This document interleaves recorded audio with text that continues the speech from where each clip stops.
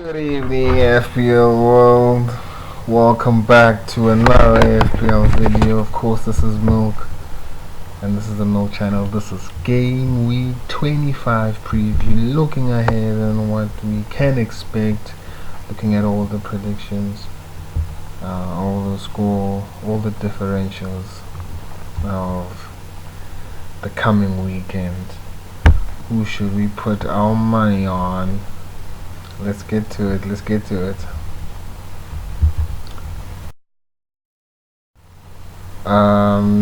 is how the game week went. Could have been better. I mean, it's a double game week. You always expect more, but the bang average for me 62 points. I got these stats just by pure calculations, and obviously with the help of live FPL. Which /rank, where they give you the live rank, and I'm currently standing at 263k, which is a slight rank, just 1,000 rank up. It's basically a downward arrow because my highest this season has been 220, which was like last week, thanks to well, not thanks to anything. Could have been even better if obviously Mane was able to play, but it is what it is. Bang average, but Salah came good finally. 16 points, goal and assist against West Ham tonight, as well as Alexander-Arnold continues his form, got an assist today and an extra bonus point. Noble couldn't continue his form, but I did think that West Ham were not gonna trouble Liverpool. Other than that, Wilson stopped the rot, which is great. Fantastic. So yeah, 62 points, slight rank. Practically stayed the same place. I have to look to improve on this, and hopefully the transfers that that single transfer, the replacement for Mane, hopefully will make the difference next week and propel me even higher in the rankings. To find out, stay tuned later in the show to find out who I brought in, but the title of the video might have given it out. These are results. Of course, I didn't mention in the previous video, Game Week 24 review. Be sure to check it out. I'll leave it in the description below. The fantastic win by Manchester, by Burnley at the Manchester Stadium, Old Trafford. Great victory for them. Hopefully they can continue that form, because they need it, because they've been poor lately. And Man United, where to from them? Another tough game for them this weekend against Wolves. We'll see how they'll fare against that game, but the focus of course is Liverpool and West Ham. Great result for Liverpool. They continue to march on. 41 games. Are they gonna beat the incredible invincible record of 49 games unbeaten? That would be just incredible. But they look like they can. They're just playing FIFA at the moment. It's all good for them. They have players that work well with one another, even with injuries. People say, yeah, City have had injuries, so forth and so forth, but Liverpool have had injuries, but they've continued to soldier on, and congratulations to them and Klopp and his ruthless style. Gotta love it, even though you're not a fan.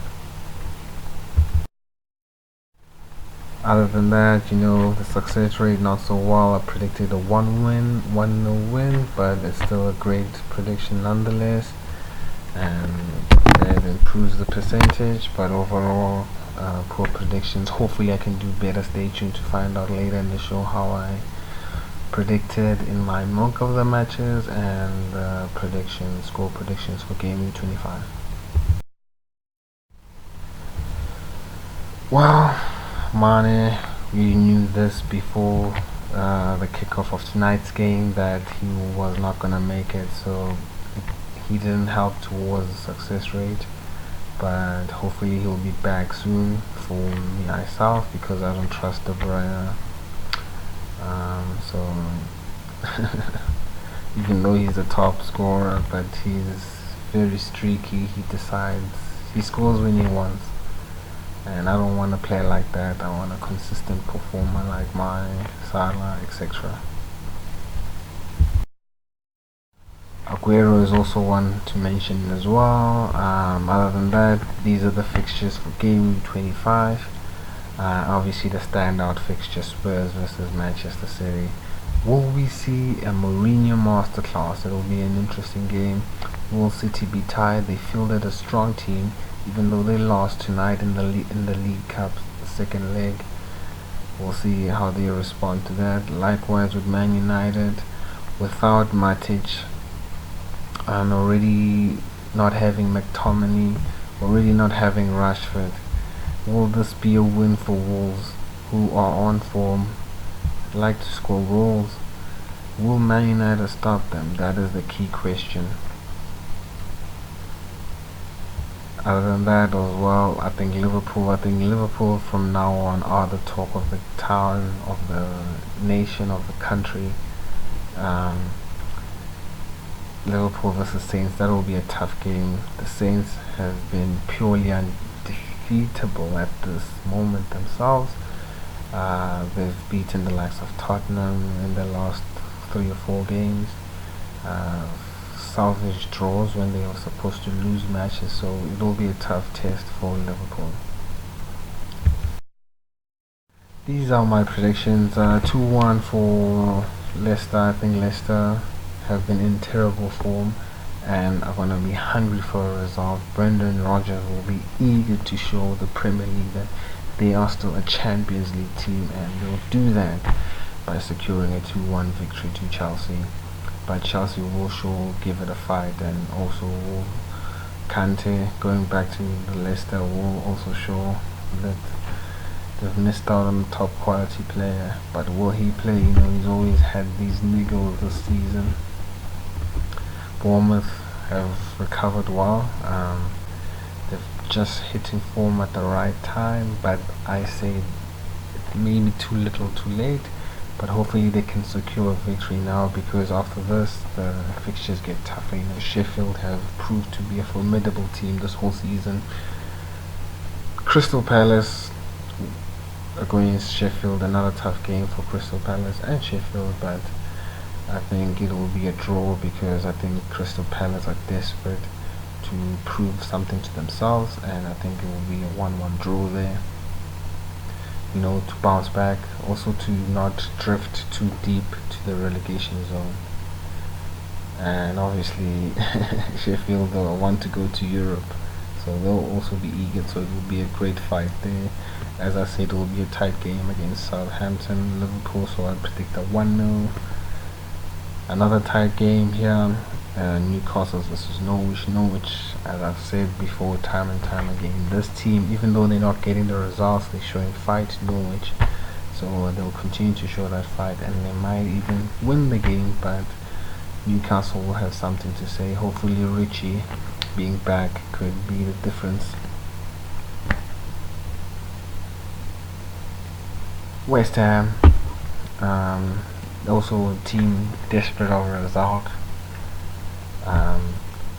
Antonio will be back. He was rested against Liverpool. Hopefully they can secure a nice victory for them, so I think it will be a 2-1 victory for the Hammers.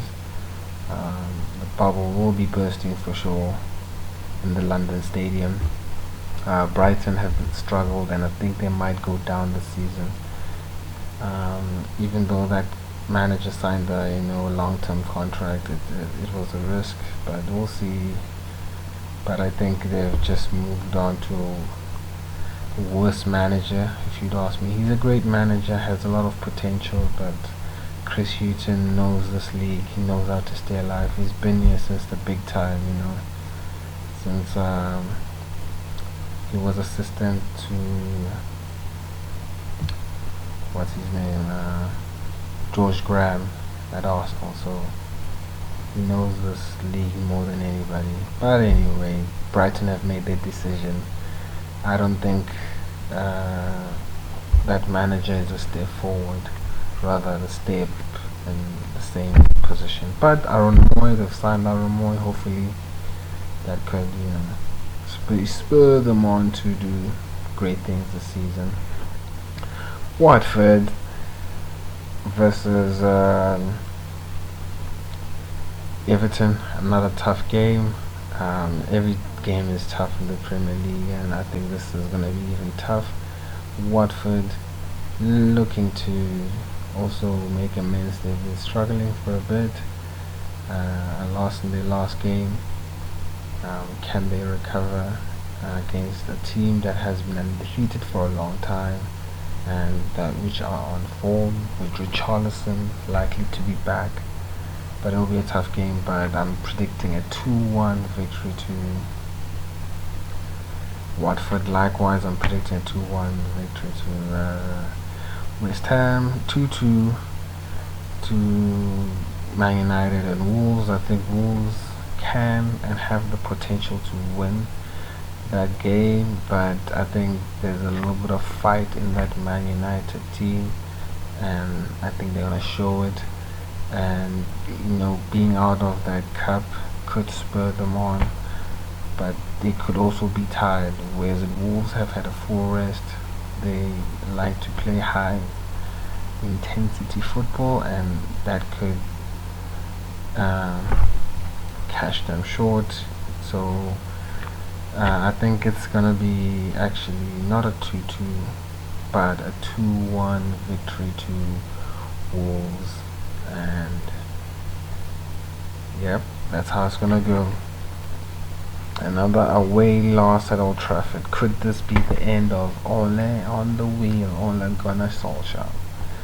Burnley versus Arsenal. Arsenal, easy win for them. I know Burnley secured that wonderful win at home last time out, but this Arsenal team is something special. Most of the players were rested, so Lacazette will be back, Ozil will be back, and hopefully Ozil will make a difference.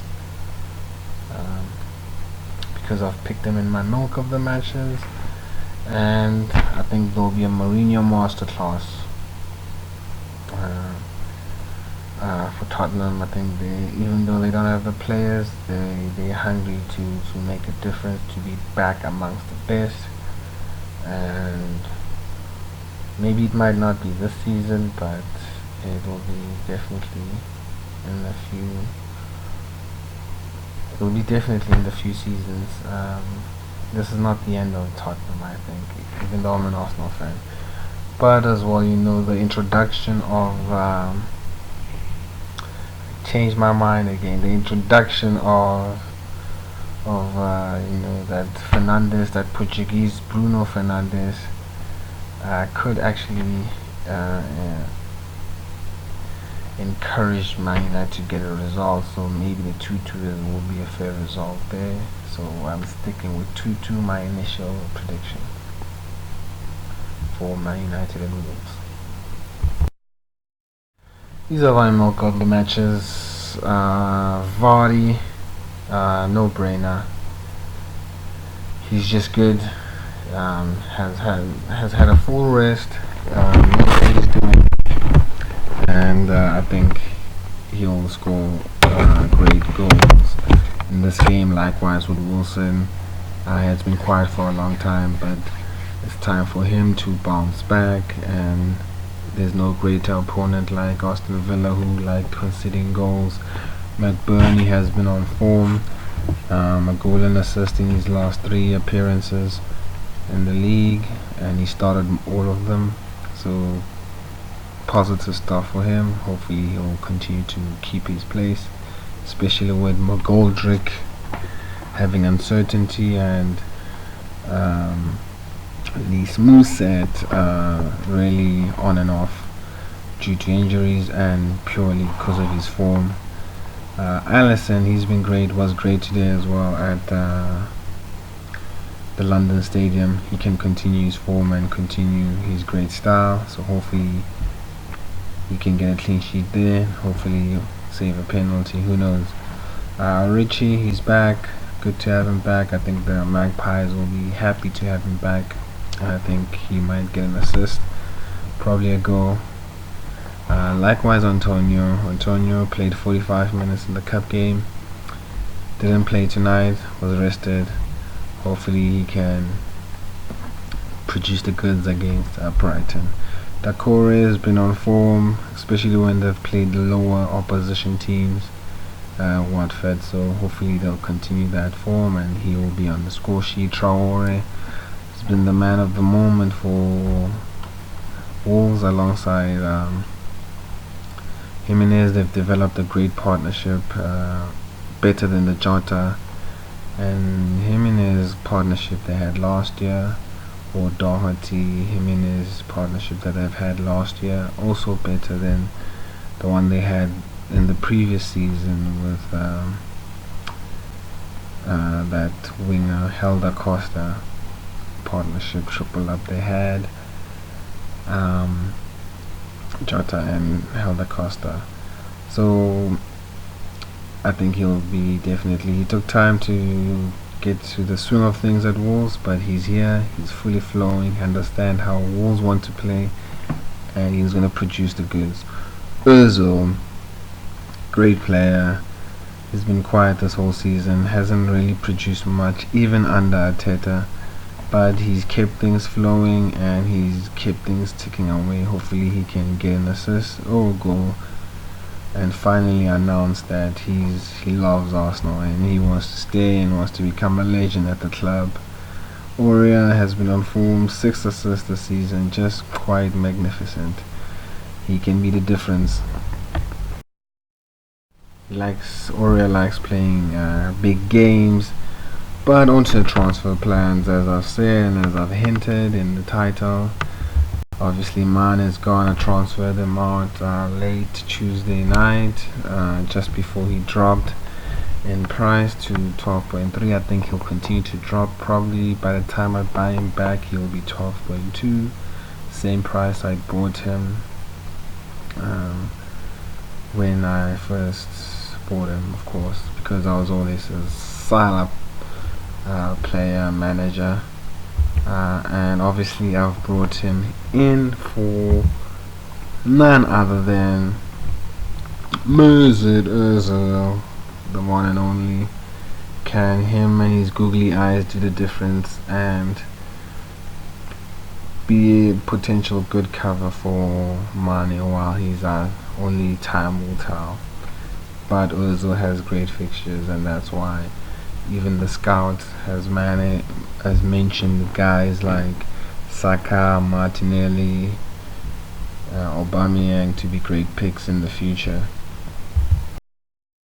because they've also got a lot of home games. But this is how I'm lining up: McCarthy in goal, Rico, Lundstrom, Alexander-Arnold at the back. And then we have in the midfield, it's Ozil, Salah, Grealish, Noble. Still sticking with him because I don't want to take a negative hit to bring anyone else in, because Noble could be the difference when they play up against Brighton. In the front three, Ings, Vardy and Wilson. Obviously the clear clash here, it's obvious. Okay, let's first continue the goalkeeping. In the bench, it's Martin, Baldock is first sub, Cantwell against Newcastle, and Henley likewise against Newcastle, second and third sub respectively.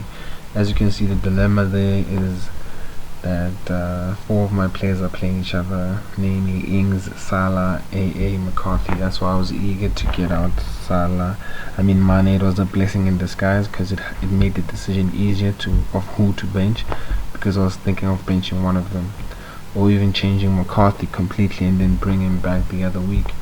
But I've stuck with my guns and keeping all of them, and hopefully that they'll all score. Which is obviously highly impossible, but hopefully they can get on the mark and yeah, have hope the Liverpool and Southampton game is a high scoring game. Not only that, Aston Villa Rico, Grealish and Wilson clash, as also Grealish is playing against Bournemouth. Again, it's another clash. What can we do? You know, there's nothing we can do other than just hope that all of them do well. There's a risk of playing Bulldog, but you know, it's so tempting to play Rico because there's a high chance of Bournemouth getting a clean sheet, because Grealish still don't have yes, Grealish and co still don't have a striker. You know, Aston Villa still don't have a striker, so hence I've snubbed Bulldog this time around, but surely next week he'll start when Bournemouth go against Sheffield. I'll back the I'll back the Sheffield guys. Other than that, 8 million in the bank, it's a risk not going with players like De Bruyne and players like that, but I'm sticking with my guns and continuing the differential picks. All of them have worked well so far. Noble worked well, Grealish in the past, Ings, Vardy, Wilson in the beginning of the season, all have worked well. So hopefully Ozil second time around, because obviously he was one of those that didn't work out, as you remember, in game 13. Be sure to check out those videos, game 13 preview and review, where we had Ozil and he just simply didn't do well. Other than that, guys, it's been a long video, it's been a long night. Have a good night. What do you think of the team? Obviously the big thing there is that Wilson is the captain and the vice captain is Vardy. I just think both those guys are more likely to score, better than Salah, who's playing Southampton, who have been great defensively lately. So yeah, what are the potential plans beyond this? Well, with the 8 million, I'm not gonna do anything. Next week I'm gonna bank. I have to play Noble again against City. It was not the plan because we didn't anticipate the Mane injury, but it happened. It is what it is. So after that, we'll give it more time we'll bank a transfer that following week, and we'll give Salah at least a Norwich game to see whether Mane, to see whether he's fit to play and whether he'll be back in time for West Ham again. And if he is, we'll put him in. Chances are we'll even captain him. And obviously Jimenez will come back when Wilson's fixtures turn. So those are the plans in the near future. Other than that, what do you guys think of this team? What would you do with this 8.3 million pounds in the bank? And how do your teams look like? What do you think of this team? It's been a long video, but thanks for tuning in. If you stayed tuned this long, and see you next time. What do you think of the video? Any suggestions are appreciated. And thanks a lot, guys. Good luck with the game week.